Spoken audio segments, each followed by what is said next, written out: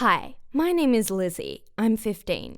You're probably asking why I wear this stupid mask. Can somebody please write in the comments that I'm the 5th Ninja Turtle or a new Hannibal Lecter or something? Feel free to. I know how you like to joke. I was like that once. But if you want to know the real reason, just watch this video to its end and I will explain all. My dad calls me a beauty, although truthfully, from birth I was a monster.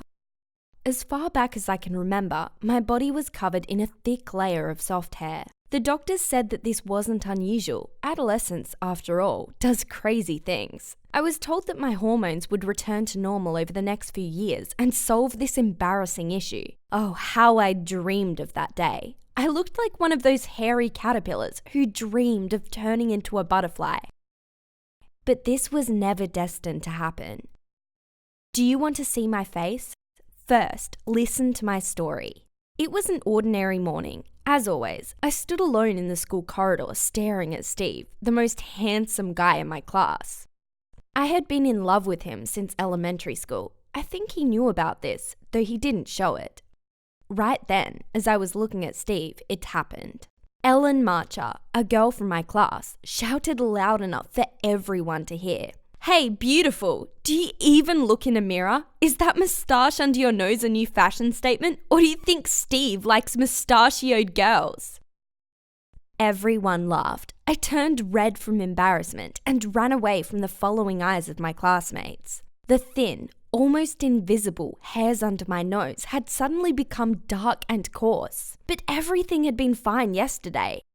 I ran home, right there in the middle of my lessons. I took my father's razor and that night I fell asleep with a smile on my face. Everything is fixed. But early in the morning, my parents were woken up from my screaming. In place of a sleek, feminine upper lip, coarse male stubble had appeared. The barely noticeable, colourless fluff on my face had begun to darken, fusing my eyebrows into one long arc, breaking through the black hairy lawn that was my cheeks and forehead now. I looked like a monkey.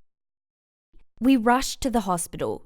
Doctors put me in a bunk and began to examine and take all sorts of tests. For a whole week, during which tests were being performed constantly, entire delegations of doctors visited me.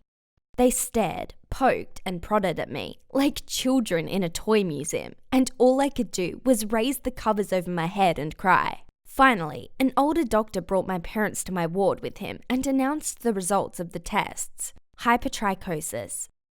I was suffering from a particularly acute and rare form of the disease. The doctor said that my genes, in some inexplicable way, had mutated when I was in the womb, and now in my adolescence had come to the surface in the form of unnatural hair growth in unenviable places. But the worst thing was that this disease was incurable. To my mother's question, is it possible to get rid of her hair? The doctor had answered, unfortunately, no.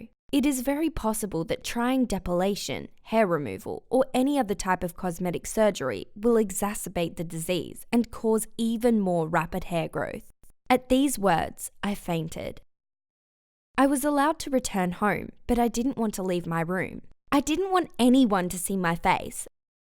My dad, somehow, somewhere, found this mask and gave it to me. "Try it on, beautiful," he said. And I gave him a look that he understood, not to use that word. Since then, I haven't removed this mask, and my room has become a cell, one which I voluntarily removed myself to. But once, Steve came to visit me. He brought me flowers. I couldn't resist him, and I sat with him on the sofa, talking. He joked, laughed, and told me the latest school news.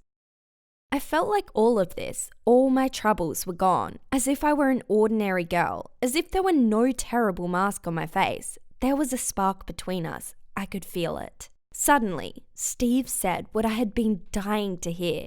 "I love you, Lizzie." He said that he didn't care what my face was like, that I could take off my mask and didn't need to be so shy. I melted like chocolate. I wanted to believe it so badly. Yet when I moved to take off my mask, out of the corner of my eye, I noticed that his phone blinked in his hand. The douchebag! He wanted to film my face on his phone's camera. I was furious. He ran out from my room, covered in scratches. And you know what? This jerk gave an interview to a local online magazine. They posted a picture of me, which the moron had managed to take. I read Steve's interview 1,000 times and burst into tears every time. I wanted to be a normal girl again, and one day there was a knock at my door. "Mademoiselle Lisa?" came a man's voice with a French accent from behind the door. "I have a very interesting offer for you." Is this another arrogant journalist who just wants to photograph my face? Why did my parents let them in? I decided to scare my visitor. I took off my mask, unlocked the door, and positioned myself. I was prepared for the flash of a camera, but this didn't happen. A man entered my room with a thin moustache and a colourful scarf around his neck. With an amused smirk, he looked me up and down, examining me from head to toe. Suddenly, he remarked, "Incomparable." He invited me to play a major role in his new art house film. His name was Jean-Jacques, and he was a French director. His new film was about unusual people like me. I was reluctant, but he showed me pictures of the other actors in the film. As soon as I saw them, my mind began to change. What do you think I did? I had two options: to stay in this room, in this mask forever, or to accept myself for who I am. What would you have done? In my cell, on my bed, I agreed.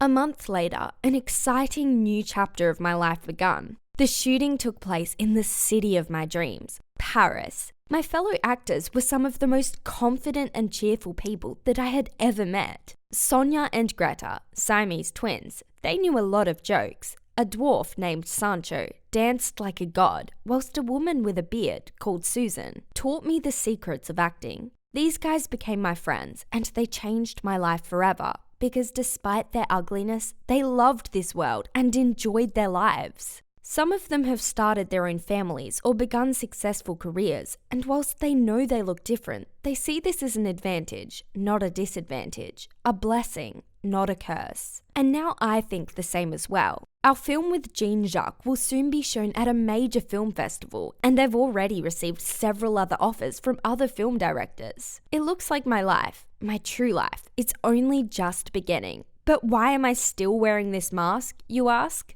Here's why. Hey there, Steve. I know you watch these videos. Did you want to see what's under my mask? Here, have a look.